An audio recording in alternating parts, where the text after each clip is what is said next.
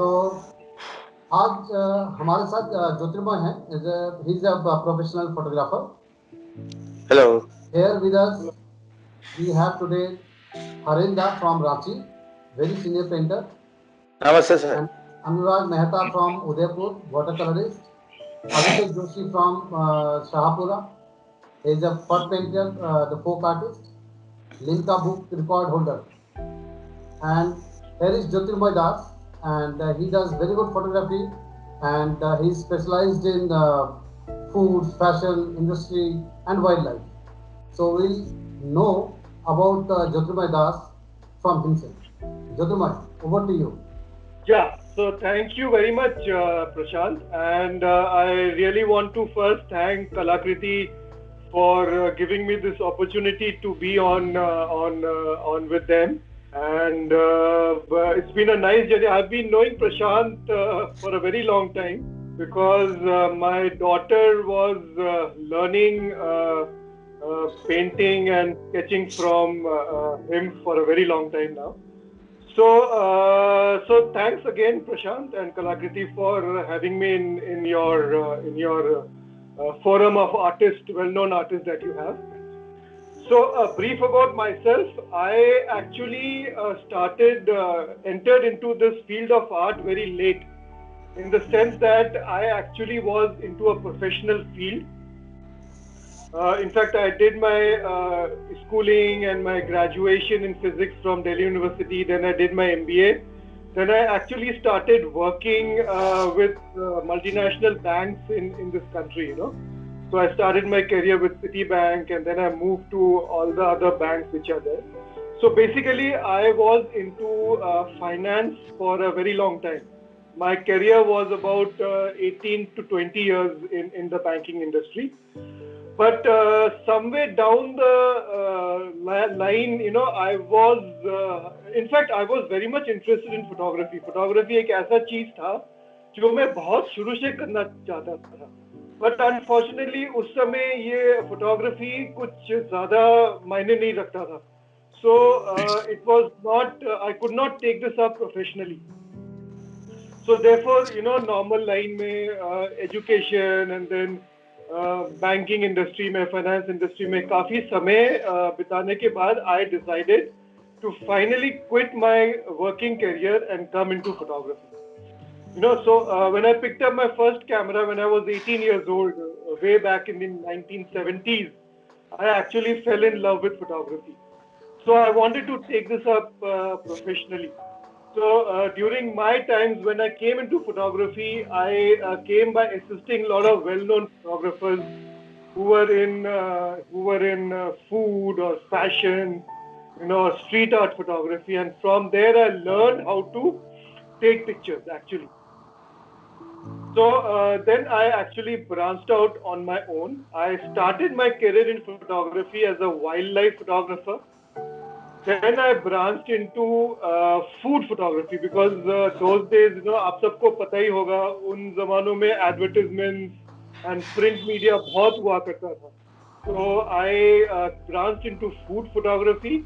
Then I branched into my fashion photography, and then I branched into industrial photography. So presently I'm into three genres of photography. जो है food, fashion और industrial, ये तो professionally करता हूँ मैं. उसके बाद जो पैशन है, the biggest passion that I have is the street art photography, which means capturing stories on the street. तो क्या होता है कि ये जो प्रोफेशनल काम करने के लिए मेरे को इंडिया के मतलब इंटीरियर्स में जाना पड़ता है, स्पेशली इंडस्ट्रियल फोटोग्राफी में इंटीरियर्स जाके फैक्ट्री के शूट, वहाँ के लोग बाग के शूट, वो सब करना पड़ता है. So I visit very small towns and villages where the factories are, and I do also street art photography, so storytelling on the street. So that is what my first passion is after professional photography. Then I love doing wildlife photography. So wildlife में मेरा एक hope है, मेरा एक वो है कि मैं एक रणथंभौर के ऊपर या टाइगर रिजर्व के ऊपर एक किताब निकालूं. एक छोटा सा किताब भी है, बट वो ज्यादा कुछ वो नहीं है. But I want to have a I want to write a book on Ranthambore, which is Savai Madhepur, Ranthambore, and I want to do a feature on tigers which are there. तो ये मेरा बहुत बड़ा एक ambition है in art photography. So yes, so 3 genre हैं जिसमें मैं professionally काम करता हूँ, which is food, fashion and industrial. 2 genre हैं जो मैं अपने passion के लिए करता हूँ, वो है street art photography और wildlife. So this is a small journey that I had. मैं approximately 18-19 साल से फोटोग्राफी में हूँ. उससे पहले मैं प्रोफेशनली काम करता था. एंड इस 18-19 साल में मैंने बहुत कुछ सीखा है, बहुत कुछ देखा है, बहुत कुछ अनुभव किया है. I've experienced a lot of things, you know. I've seen how the photography industry, what it was say 20 years back, and आज के जमाने में क्या फोटोग्राफी होता है, उसमें मार्क डिफरेंस है. इनफैक्ट जो हम कैमरा हैंडल करते हैं उसी में ही मार्क डिफरेंस है. हम पिक्चर्स कैसे निकालते हैं उसमें ही आसमान और जमीन का डिफरेंस है. तो इतना डिफरेंस आ गया फोटोग्राफी में कि मतलब इसको एक पॉजिटिव वे में लेना ना बहुत बहुत चैलेंजिंग होता है. सो मैं क्या करता हूँ, मैं ना स्टूडेंट्स, मैं यंग बडिंग फोटोग्राफर्स को पढ़ाता हूँ. तो मैं एसोसिएटेड था दिल्ली स्कूल ऑफ फोटोग्राफी में, जहाँ पे मैं अबाउट 10-12 साल से पढ़ा रहा था. तो मैं देखता हूँ कि आजकल के जो आर्टिस्ट हैं, जो फोटोग्राफर्स हैं, उनमें जो 20 साल पहले फोटोग्राफर्स में जो एक एटीट्यूड था, एक विजन था, वो आज के आर्टिस्ट में ना एब्सोल्युटली मिसिंग है. और आज आर्टिस्ट जो है वो चाहते हैं कि आज उन्होंने ब्रश या कैमरा उठाया और कल सुबह उनके पास इंस्टाग्राम में 1000 लाइक होनी चाहिए या वो उनको अवार्ड मिलनी चाहिए. वो जो एक जर्नी है वो करना नहीं चाहते. कोई आर्टिस्ट, स्पेशली फोटोग्राफी में, कोई वो जर्नी नहीं करना चाहते हैं जिससे वो सीखे और ऐसा काम प्रोड्यूस करे जो कॉमन, मतलब नॉट कॉमन, जो आर्टिस्ट फिटर्निटी में फेमस हो या कुछ यूनिक काम हो. वो वही देखते हैं जो स्टीव मकरे या रघु राय या और कोई फोटोग्राफर करते हैं, उसी को रेप्लिकेट करते हैं और चाहते हैं कि कल सुबह उठ के जब अपना इंस्टाग्राम देखें उसमें 1 लाख हिट हो या उनको कोई अवार्ड देने आ जाए या उनका कोई स्पीच देने आ जाए. इनफैक्ट वो जो रघु राय या जो भी सीनियर आर्टिस्ट हैं या फोटोग्राफर हैं, उनका पीछे का स्ट्रगल नहीं देखते. या वो स्ट्रगल नहीं देखते. वो ये नहीं देखते कि जो उनका जर्नी है उनमें कितने फेलियर्स वो से गुजर चुके हैं एंड तभी उनको इतना रिकॉग्निशन मिला है. वो देखते हैं कि भैया उनका रिकॉग्निशन है, वो ऐसे फोटो लेते हैं या ऐसे पेंटिंग करते हैं या ऐसे स्केचिंग करते हैं और उसी को रेप्लिकेट करने का कोशिश करते हैं और चाहते हैं कि वो वर्ल्ड फेमस हो जाए.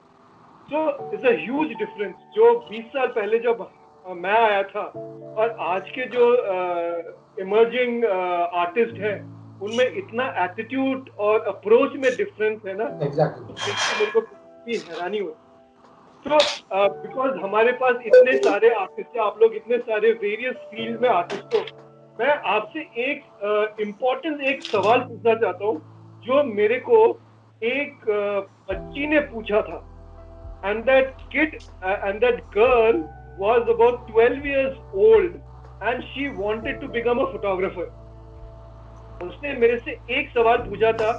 उस सवाल का जो जवाब है वो मैं अभी भी ढूंढ रहा हूँ कि उसको अगर जवाब देना होगा तो क्या जवाब दूं या उसको कैसे हैंडल करूं. और वो सवाल है, एक जो आर्टिस्ट है वो एक क्रिएटर है या एक मार्केटर है. मतलब एक आर्टिस्ट है, इज ही अ क्रिएटर और is he a marketer? Because the creator creates art, a unique art, but a marketer whatever he does he markets that. So the question was, what is an artist, a creator or a marketer? ये जो सवाल है ना, ये मैं मेरे ख्याल से अभी तक मैं about 15-20 फेमस फोटोग्राफर से पूछ चुका हूँ, बट एक कॉन्क्रीट आंसर जो है ना वो किसी से नहीं मिला. तो मैंने सोचा कि आज इस एक Good ओपन फोरम question. में ये एक डिस्कस कर लेते हैं कि एज अ बिकॉज देखिए हम लोग सब अपने अपने आर्ट पास ऑन करेंगे, जरूर पास ऑन करेंगे to our people who are coming in the future. तो अगर ये सवाल पूछे और ये हमको बोलना पड़े कि आप क्रिएटर बनो या एक मार्केटर बनो, तो आप क्या क्या जवाब देना चाहते हैं इस सवाल का? So I will leave this question open to everybody to answer this question whether artist is a creator or a marketer. So तो Prashant, why don't we start with you? with me? No, हाँ, मेरे से senior लोग बैठे हैं, हरिंदा हैं और professor Bhavani Shankar आगे हैं, exactly. है तो ना? ये सीनियर लोग से हेलो ना हम एक डिटेल में आंसर लेंगे which will be a thoughtful बिल्कुल process. बिल्कुल बिल्कुल हर एक से आंसर लेंगे. इट्स ए गुड Fun है ना क्वेश्चन. हाँ, हम लोग का answer? It's a good question. और पहले हमारे जो सीनियर आर्टिस्ट हैं, हरिंदा है हमारे साथ और भवानी शंकर जी हैं, पहले इनसे आंसर ले लेते हैं कि Sure. इनका गाइडेंस कैसा है, इनका ठीक है. मार्गदर्शन तो हमें चाहिए हर एक जगह. Great, great, wonderful. Harinda, over to you. बड़ा अच्छा बड़ा अच्छा question as a photographer, because देखिए मेरा नज़र से बात है कि ये क्वेश्चन के आंसर पर्टिकुलर आंसर कोई दे नहीं सकता है. आंसर दे दिया मतलब सब कुछ खत्म हो गया. तो ये बात है कि क्वेश्चन हमेशा आना चाहिए. We should welcome all the questions from anybody, maybe the younger और यंगेस्ट, बहुत ही वी शुड वेलकम, क्योंकि वो एक जगह में हम लोग को लीड करता है उसका आंसर ढूंढने का. क्योंकि ये बहुत बर्निंग टॉपिक है. ये कुछ हमको लगता है 2-3 सीटिंग का पहले on the same topic we had already discussion about this issue, जे regarding the marketing and actual art creativity. इसको लेकर हम लोग पहले भी डिस्कस थोड़ा सा कर चुके हैं कि हमने एक चीज बात कहे थे पहले कि आर्टिस्टों को, जो इवन यंग जनरेशन को हम हमेशा बोलते रहते हैं, जो 2 ऑप्शन लेना है. एक है फूड फॉर थॉट, एक है फूड फॉर सर्वाइवल. ये दोनों साथ साथ लेकर अगर चलोगे देन यू कैन सर्वाइव. मतलब फूड फॉर थॉट जो है that is your pure creativity world, and food for survival को लिए उसको पेट का जुगाड़ को तो करना ही है. उसको लिए आपको कुछ ना कुछ मार्केटिंग को लिए जो सोचना है, लेकिन दोनों को बैलेंस करके चलना is a very important, I mean tough job for an creative person. तो ये दोनों को लेकर आजकल का मतलब जमाना में ये बहुत जरूरी है कि दोनों को लेकर चलना. क्योंकि इस सिलसिले में बहुत कोई क्वेश्चन भी किया था, सर अगर हम लोग क्रिएटिव भी करते रहे तो उसको अगर बीच बिक नहीं रहा है तो हम लोग खाएंगे क्या, जुगाड़ कैसे करेंगे, रंग का जुगाड़ उसको लग. तो लेकिन ये इसको लेकर ही हम बोले थे, दोनों को साथ लेकर अगर कोई चले, जे चिंतन भी एक तरफ से अपना आप क्रिएटिविटी को मेंटेन करना है, और एक जगह में है जो फूड फॉर सर्वाइवल को लिए, फूड फॉर सर्वाइवल को लेकर जो क्रिएटिव थॉट प्रोसेस जो है, उस चीज को हम लोग बेच के पेट चला नहीं सकते हैं. ये बात सही है, लेकिन उसको लिए बहुत बिग जर्नी चाहिए. Journey is a very important, क्योंकि 40-50 साल जर्नी का बाद तब एक क्रिएटिविटी का एस्टेब्लिश कर पाते हैं कोई भी आर्टिस्ट, कलाकार, फोटोग्राफर, हुएवर में भी. उनका अपना एक लैंग्वेज तैयार होता है. वो लैंग्वेज बाद में जब तैयार होता है, मेरा नजर से उसको बाद उस समय उनका कोई मार्केटिंग का जरूरत नहीं होता है. मार्केटिंग अपने आप आर्टिस्टों का पीछे आने लगता है. लेकिन उसका पहले आपने जो कहा, जे एक सवेरे सीखता है और शाम को जाकर इंस्टाग्राम में अपना पोस्ट दे देता है, ये is a very very true picture in this present context. अभी यंग जनरेशन को इस मोटिवेशन में इतना बर्बाद हो रहा है, बर्बाद नहीं बोलेंगे हम, वो लोग they are happy with their own creativity in this style. बहुत कोई बोलते हैं सर हम थोड़ा बहुत जानकारी ले लिया फेसबुक में और इंस्टाग्राम में दे करके उसका लाइकिंग ले रहा है, उस बाद कुछ ऑर्डर भी लेना शुरू कर दिया. तो ये एक अपना मेंटेलिटी है. लेकिन एक्चुअल क्रिएटिव पर्सन जो है, क्रिएटिव यंग जनरेशन जो भी है, वो लोग लेकिन हाईली डेडिकेटेड है मेरा नजर से, कुछ है. तो इस चीज को मतलब एक जगह में लाने के लिए ये बहुत हम लोग का मैंने अपना क्या बोलते हैं उसको, जर्नी और अपना प्रयास होना चाहिए. जे क्रिएटिविटी को अलग रखो और मार्केटिंग को अलग रखो, दोनों एक साथ चलना है तो दोनों को मेंटेन करना है, लेकिन क्रिएटिविटी को मार्केट का साथ डाइल्यूट नहीं करना है, मार्केट को क्रिएटिविटी का साथ डाइल्यूट नहीं करना है। दोनों को अलग अलग करके चल के तभी उसको मतलब हम लोग एक जगह में आ सकते हैं। तो ये मेरा नजर से मतलब ये है। भवानी सर, हाँ, आपका नजरिया जानना चाहते हैं। ओके। देखिए, मैंने लास्ट टाइम याद होगा आपको, मैंने ये कहा था कि हम आर्ट एजुकेशन पर बात करें, तो वो बात अगर पहले होती और फिर अपन ये जो टॉपिक है इसको लेते तो ज्यादा अच्छा रहता। कोई बात नहीं, हमने ये बात अगर शुरू आज की है तो इसको हमको कई एंगल से देखना पड़ेगा। पहले तो जैसे आप अभी क्रिएटिविटी की बात कर रहे थे, तो क्रिएटिविटी क्या है पहले ये हमें समझना पड़ेगा, और आर्ट जो है वो क्या है वो हमें समझना पड़ेगा, और कंटेम्पररी जो सिचुएशंस हैं उसको समझना पड़ेगा, तब जाके सारी चीजों पर हम ध्यान दे सकते हैं। देखिए क्या है कि आर्ट एजुकेशन जो है उसमें सबसे जरूरी जो है, अभी बहुत सिस्टम है उसकी डिटेल में मैं नहीं जाऊंगा, वो हम कभी इस टॉपिक पर अलग से बात कर सकेंगे। लेकिन क्या हुआ है कि अभी कई तरह के कंफ्यूजन्स हैं। बहुत से ट्रेडिशनल आर्टिस्ट हैं जो कि ट्रेडिशन में काम कर रहे हैं। देखिए, ट्रेडिशन की जब हम बात करते हैं तो रियल सेंस में जो ट्रेडिशन है वो ये है कि कभी वो स्टैग्नेंट नहीं होता, उसमें हमेशा लाइफ बनी रहती है। यही ट्रेडिशन की रिचनेस है, और उसकी जो विशेष बात होती है वो यही होती है। जो ट्रेडिशन जड़ हो जाते हैं, जिसमें कि ग्रोथ नहीं होती है, वो ट्रेडिशन नहीं है। तो एक तो ये बहुत बड़ा कंफ्यूजन है कि भाई ट्रेडिशनल आर्टिस्ट जो अपने आप को कहते हैं, वो मान लीजिए जैसे एक उदाहरण देता हूँ कि मिनिएचर का काम कर रहे हैं, तो मिनिएचर का काम करना कोई खराब बात है ऐसा नहीं। मिनिएचर का काम करें और मार्केट में बहुत अच्छे से चल रहा है करें, लेकिन कुछ काम ऐसा करें जो कि उनकी पर्सनैलिटी को एक्सप्रेस करता हो।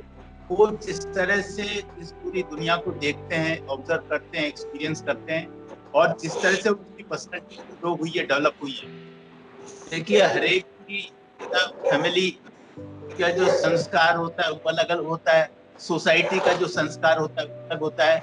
एक पर्टिकुलर सिटी या एरिया जैसे राजस्थान का अलग है, गुजरात का अलग है, साउथ का अलग है, तो हर एक का एक अपना इंडिविजुअल टच होता है। तो इन सारी चीजों से जो है, और फिर आर्ट एजुकेशन और आर्ट एजुकेशन, इन सब से जो है एक पर्सनैलिटी बनती है। तो वो जो पर्सनैलिटी है वो इंडिविजुअल है, तो वो इंडिविजुअलिटी जब एक्सप्रेस होती है तो वो रियल सेंस में क्रिएटिविटी उसमें आएगी।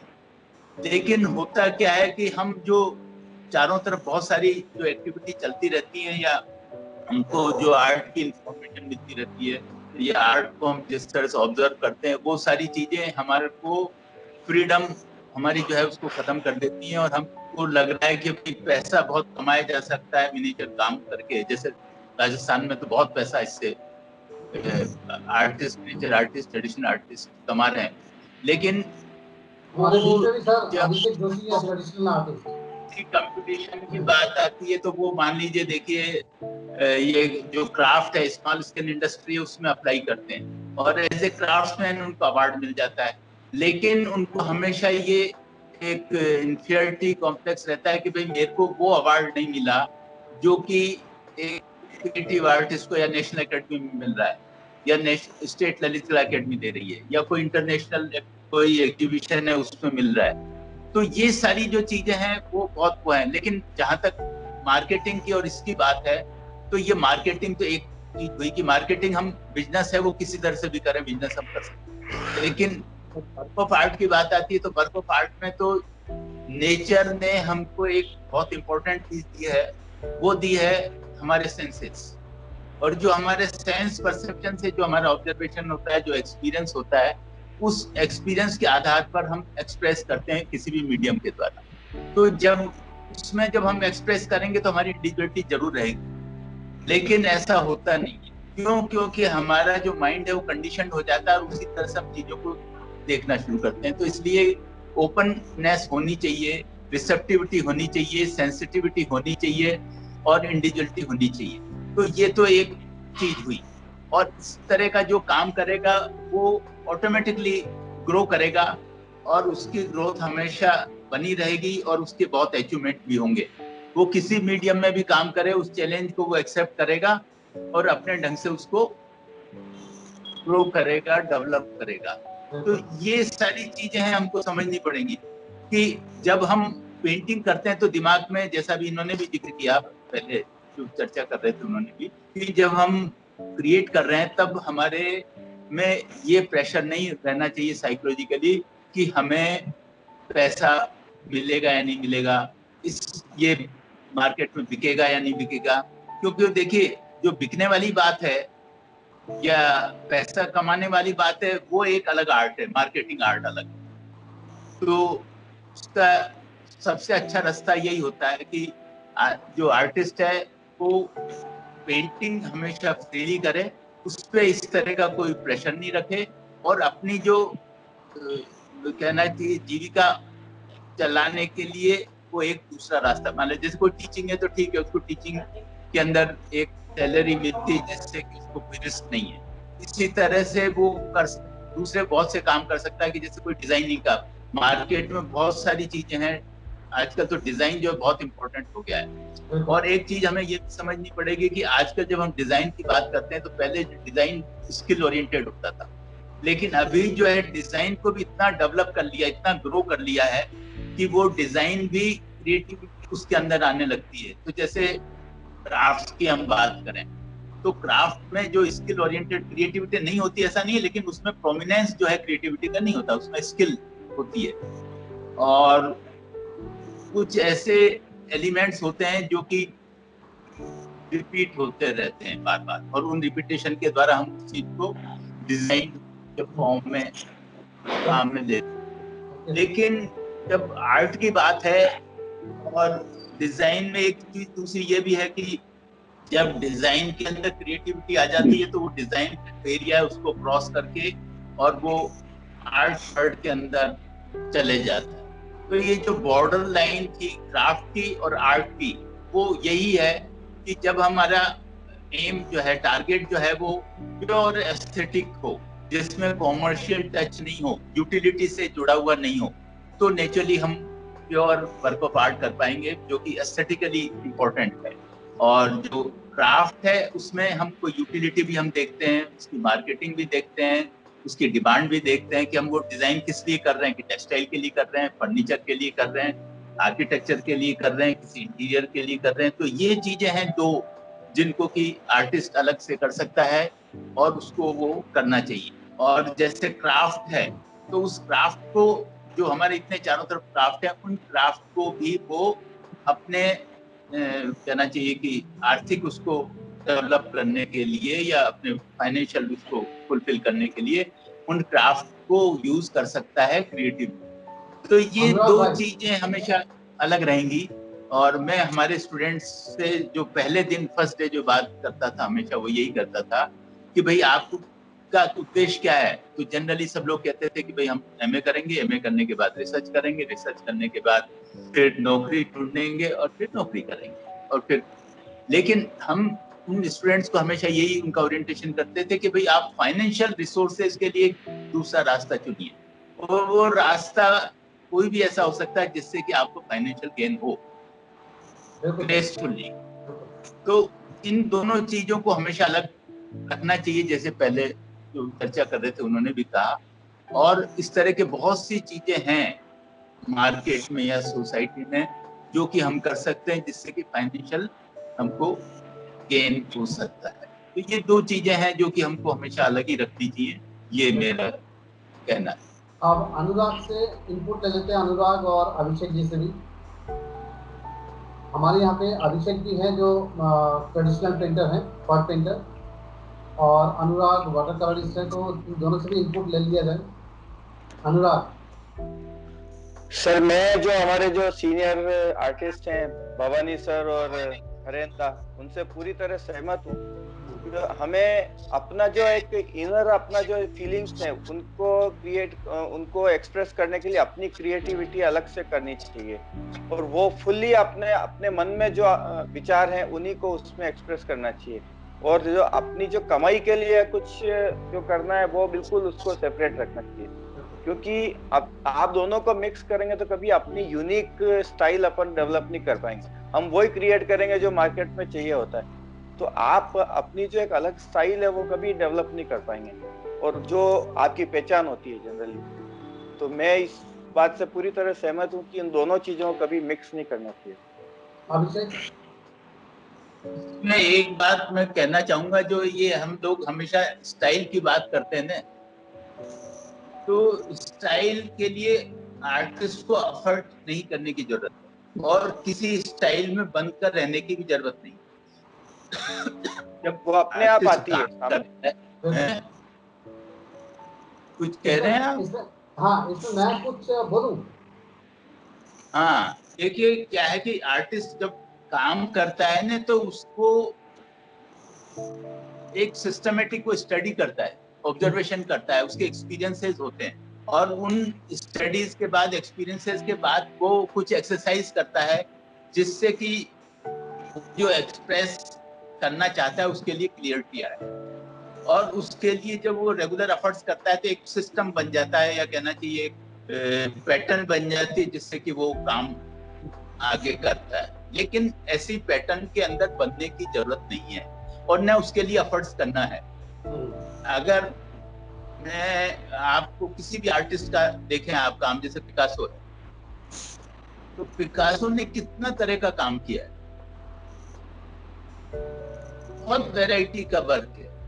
मैं अपने बारे में कहूं तो मेरा अगर आप सारा काम देखेंगे, तो आप अगर मेरा काम देखें, जब मैं बड़ौदा में पढ़ता था तो उस समय ग्रेजुएशन के टाइम में मैंने म्यूजिकल इंस्ट्रूमेंट का लेकर काफी एक्सपेरिमेंट्स किए, तो वो एक पूरा काम करने का तरीका हुआ।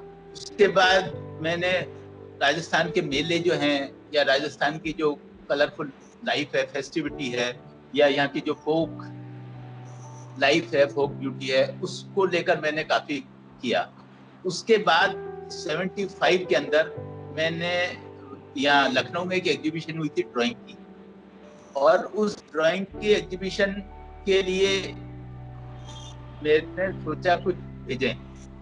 तो उससे पहले मैं स्टूडेंट्स को स्केचिंग के लिए कहीं लेके गया था, और एक जब हमने काफी काम कर लिया तो लंच टाइम में हम एक बड़ के पेड़ के नीचे बैठ गए, और बड़ के पेड़ के नीचे बैठ के लंच वगैरह लिया, फिर थोड़ा रिलैक्स किया। तो जब रिलैक्स कर रहे थे और खाना खा रहे थे, तब हमने देखा कि वो बड़ की जो जड़ें जो ऊपर से नीचे आती हैं, उन जड़ों के मैंने कुछ स्केचेस किए, और उन स्केचेस से मुझे कुछ लगा कि इसमें बहुत पॉसिबिलिटीज हैं जो कि अपन को एक्सप्लोर करना है। और मैंने उसी के आधार पर एक ड्राइंग बनाई, और वो बोर्ड पर बनाई थी 3x4।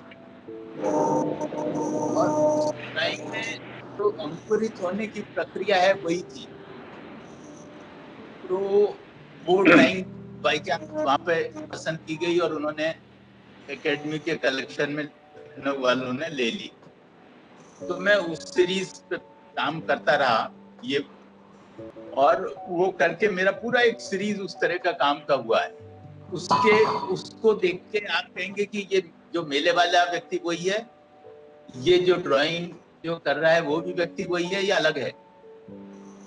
फिर उसके बाद मैंने प्रिंट्स में, ग्राफिक प्रिंट में मैंने स्पेशलाइजेशन किया था बड़ौदा से, तो उस समय मैंने वहां जो ग्राफिक प्रिंट्स की थी, जिसमें कि लिथोग्राफी, एचिंग मेन था, वुड कट, लिनो कट वगैरह, और सिल्क स्क्रीन थोड़ा बहुत।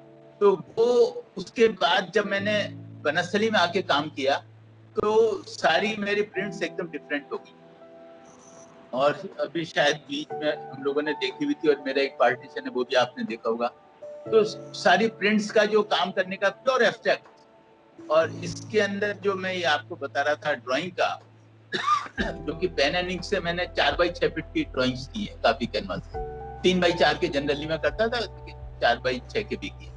तो मैं ड्राइंग और कैसे फिर ड्राइंग की जो बाउंड्री है वो क्रॉस करके मैं पेंटिंग में चले गया।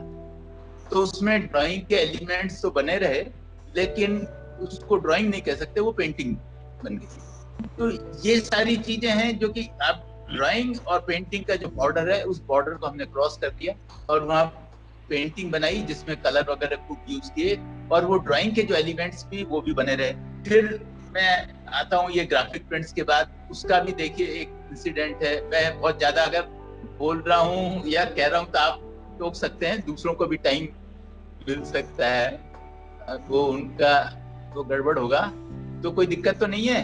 तो फिर जब मैंने ग्राफिक प्रिंट का जो काम किया, उसके अंदर मैं आपको बताता हूँ मजेदार कि हमारे स्टूडेंट्स ने जो पास आउट हो गए थे उन्होंने शिकायत की, और जो स्टूडेंट्स काम कर रहे थे उन्होंने भी ये शिकायत की कि आप एचिंग में काम करने को कह रहे हैं, या एचिंग की जो डिफरेंट टेक्निक्स में कह रहे हैं, स्क्रीन में कह रहे हैं, इन सब चीजों में तो क्या है कि आपको एचिंग प्रेस चाहिए, तो प्रेस हम कहाँ से लाएंगे, तो ये तो बड़ी समस्या है।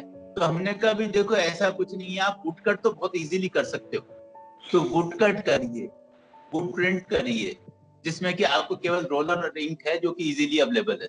तो उसमें क्या हुआ कि फिर मैंने प्रिंट के अंदर स्टूडेंट से प्लाई जो है, बड़ी बड़ी प्लाई लेकर उस पे कुछ एक्सपेरिमेंट करवाए, और फिर मैंने खुद काफी सारा काम किया, 60-70 प्रिंट्स बनाई। तो ऐसा करके वो फिर एक अलग तरह का काम हुआ, सारा प्योर एब्स्ट्रैक्ट काम किया है।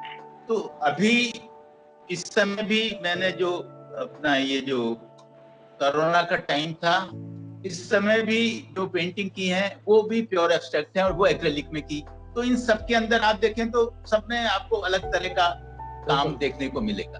तो कहने का अर्थ ये है कि जब भी हम किसी मीडिया, ऐसे वुड में किया है तो वो डिफरेंट है, मेटल में किया है तो वो डिफरेंट है, तो इसलिए जो स्टाइल की जो बात थी उसमें हमें बनने की जरूरत नहीं है। ऑटोमेटिकली हम जो काम करेंगे और जिस मीडियम में काम करेंगे उसमें वो अपने आप ग्रो करेगी और उसकी एक पैटर्न बनती जाएगी। लेकिन जब हमको उसको लगे कि नहीं, अब हमको कुछ नया मीडियम यूज करना है, या नया कुछ हमारे एक्सपीरियंसेस हो रहे हैं, ऑब्जर्वेशन हो रहे हैं, या कुछ हमारा मन कर रहा है कि और कुछ करें, तो करना चाहिए। तो इसलिए स्टाइल में बनने की बात नहीं होनी चाहिए, ये मेरा कहना है। Thank you. अभी भवानी सर का भी काम देखेंगे हम लोग, और हरिंदा के भी काम देखेंगे। तो पहले मैं ज्योतिमय के काम से शुरू करता हूँ और स्क्रीन शेयर करता हूँ, ताकि हम लोग एक दूसरे का काम देख लें एक बार। ओके, तो जैसे मैंने आपको बताया है कि I been in this field for only about 18-20 years now. उससे पहले मैं प्रोफेशनल था। प्रोफेशनल मतलब I was working as a finance person.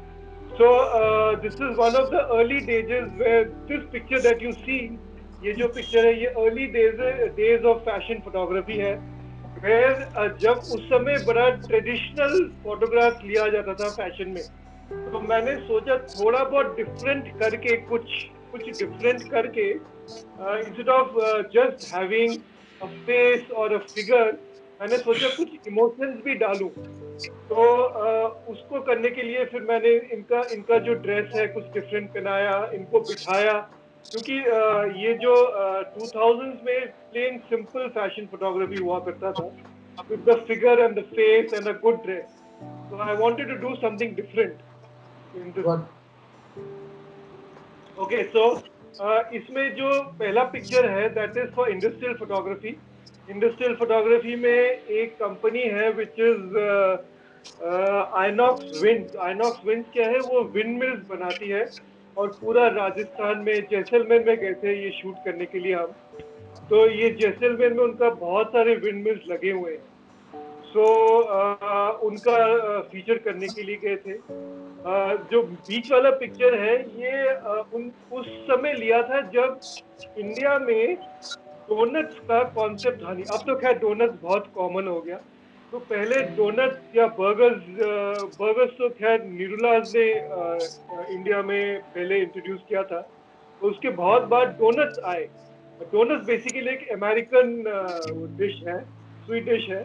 तो उसको मार्केट करना चाहते थे, और उन दिनों डोनट्स वाज वेरी एक्सपेंसिव। तो वो हाई एंड मतलब middle class and upper middle class society में ये डोनट्स इंट्रोड्यूस करने थे। तो उसके लिए उनके लिए ये शूट किया था। और जो लास्ट वाला है, it was basically on anti drinking.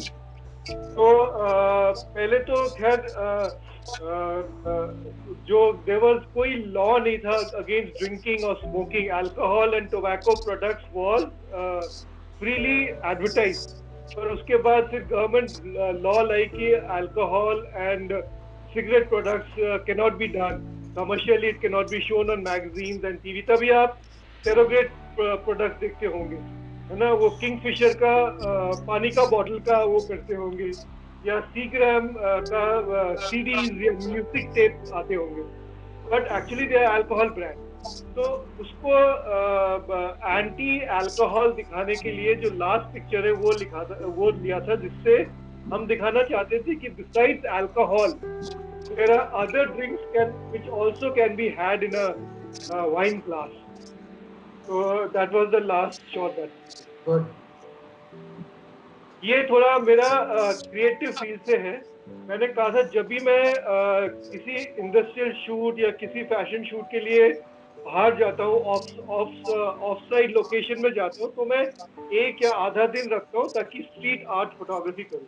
तो जो पहला पोर्ट्रेचर है वो है जैसलमेर में। हम लोग कहीं बीच में थे, सैंड ड्यून्स में। तो वहाँ पे कुछ बंजारे लोग रह रहे थे। बंजारे वो तंबू फाड़ के वहाँ पे रहते हैं। तो उनके साथ हमने 2 घंटे स्पेंड किए। तो वो उनका जो फेशियल लुक है, जो फीचर्स है, उसमें एक फीचर किया था मैंने। 2 घंटे के लिए किया था, तो उसमें से ये पिक्चर है। The middle picture is of wild life. ये रणथंभौर में लिया था। ये रणथंभौर का पिक्चर है क्योंकि सब रणथंभौर जाते हैं और वो टाइगर्स वाइगर्स और यही सभी लेते हैं। तो मैंने कुछ अलग से करने का कोशिश किया। तो ये वो एक बेबी लंगूर और उनके बेबी थे, काफी सारे थे। तो ये कुछ इंटरेस्टिंग शॉट लगा लिया था। लास्ट वाला शॉट तो इंटीरियर शूट के लिए है। ये चंडीगढ़ में न्यू चंडीगढ़ सिटी लॉन्च हुआ था, जो एलडीको ने डेवलप किया है। तो उनके लिए ये शूट किया था। पूरा न्यू टाउनशिप का शूट करके मूवी बना के उनको दिया था फॉर सेलिंग पर्पसेस। गुड। तो हम बाकी स्लाइड्स भी आगे रोल ऑन करते हैं, सभी लोगों का काम देखते हैं। बिल्कुल बिल्कुल सर, बिल्कुल। ये हरिंदा का कुछ काम है। हरिंदा स्कल्पचर्स भी करते हैं और म्यूरल्स और राइस पेपर के ऊपर कुछ क्रिएटिव काम करते हैं। बहुत कलरफुल और बहुत डिफरेंट स्टाइल होता है हरिंदा का काम का, और ट्रेडिशनल टच भी है। ये सब हरिंदा का पेंटिंग्स हैं, और इस पे कुछ आप म्यूरल्स करते हुए देख रहे होंगे, और ये स्कल्पचर है मेटल का। यह है अभिषेक का काम। अभिषेक ट्रेडिशनल आर्टिस्ट है, वो फर्ट पेंटिंग करते हैं।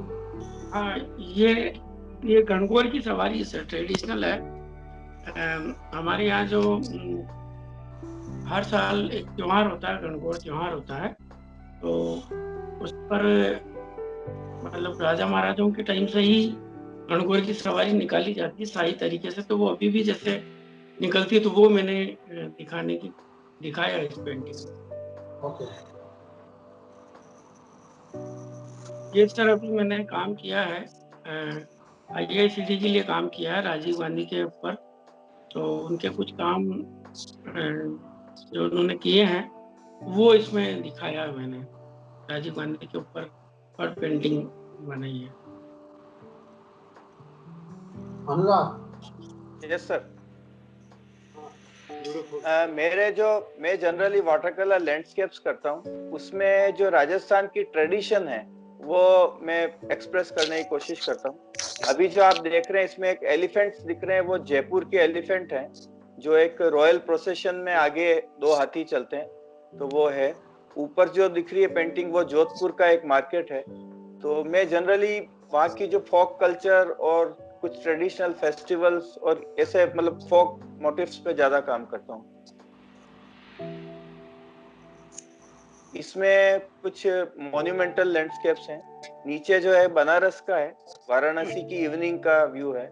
और जो ऊपर है वो एक जयपुर का एक अभी एक नया मॉन्यूमेंट बना है, एक गेट बना है वहां पे, वो है। ये भी कुछ राजस्थान बैकग्राउंड पे ही है। नीचे बीकानेर का फोर्ट है और एक कैमल कार्ट उसके सामने से जा रही है, जो कि यहाँ काफी कॉमन होती है। और ऊपर वाला जो है इवनिंग व्यू है जोधपुर का। जोधपुर का फोर्ट है और उसके सामने एक फोक आर्टिस्ट डांस कर रही है, कालबेलिया डांसर है। तो वो एक रिप्रेजेंट करती है जो यहाँ की ट्रेडिशन है। तो मेरी जनरली सारी पेंटिंग्स में राजस्थान का ट्रेडिशन नजर आता है, मैं उसी को लेके ज्यादा काम। बहुत ये कीर्ति का काम शुरू हो रहा है। ये कीर्ति के कुछ काम दिखा रहा हूँ मैं आप लोगों को।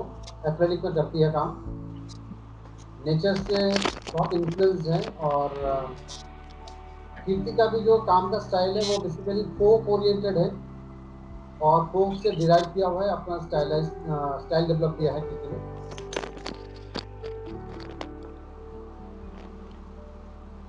आज हमारे बीच में आने की कोशिश कर रहे थे लेकिन किसी वजह से आ नहीं पाए, टेक्निकल प्रॉब्लम की वजह से। इकबाल भाई, मुख्तार काजी का काम, प्रदीप चंद्रा, आज ये प्रदीप मेरा सर काम कैसे? है। ज्योतिर्मय, मेरा भी काम, मैं भी बहुत ज़्यादा इन्फ्लुएंस हूँ नेचर से, बाकी और आर्टिस्टों की तरह। इसमें मेरे कुछ स्कल्पचर्स भी हैं, म्यूरल्स भी हैं और मेरे कुछ परफॉर्मेंसेस भी हैं। इसमें आपको दिख रहा होगा ज्योतिर्मय, जो बाबा जो रत्ना जगह है उसका काम हम दोनों ने मिलकर किया था हैदराबाद में।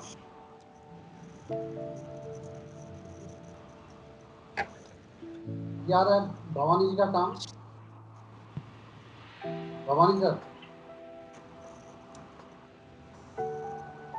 शायद भवानी सर अभी है नहीं हमारे साथ अभी वीडियो में। मैं आ गया। अच्छा सर, मैं आपका काम दिखा रहा था, आपके कुछ हाँ, म्यूरल्स और देखा आपके मैं। टैब से जो आपने बनाया था स्कल्पचर्स वगैरह। हाँ। तो हम लोग अभी इस बातें करते करते एक दूसरे के बारे में जानते हुए, काम जानते हुए और एक टॉपिक पे चर्चा हुआ करते करते हम लोग एंड की तरफ आ गए हैं अपने इस सेशन में। और एज यूजुअल हमारे हमेशा की तरह एंड होता है एक अच्छे से सुंदर सा गाने के साथ। अनुराग से रिक्वेस्ट करूंगा, अनुराग आज क्या सुना रहे हैं आप लोग? सर आज की जो शाम है वो आप सबके साथ बहुत सुहानी हो गई, तो मैं उसी शाम के नाम एक गाना किशोर दा का पेश कर रहा हूँ।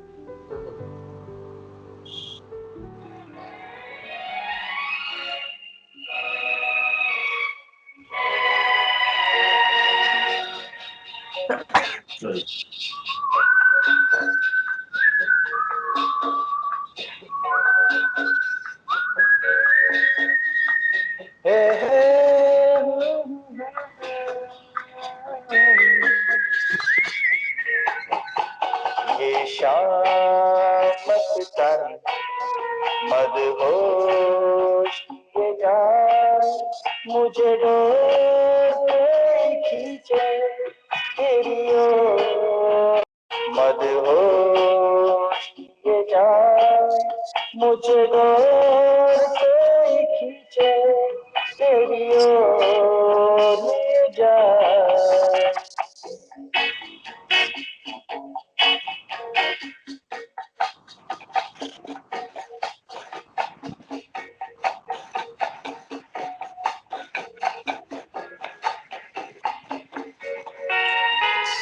दूर रहती है तू, मेरे पास आती नहीं, फोटो तेरे कभी प्यास आती नहीं। ऐसा लगे जैसे कि तू हंस के जहर कोई पिए जाए। शाम मस्तानी मदहोश किए जाए, मुझे डोर खींचे तेरी ओर ले जाए।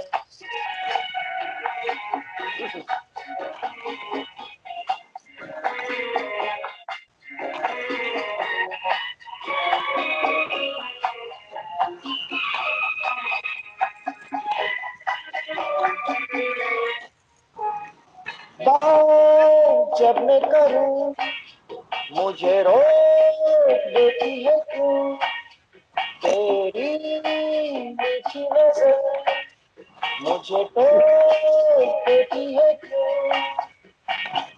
तेरी हया, तेरी शर्म, तेरी कसम मेरे होठ पिए जाए शाम मस्तानी, मदहोश पिए जाए मुझे डोर कोई खींचे तेरी ओर पिए जाए।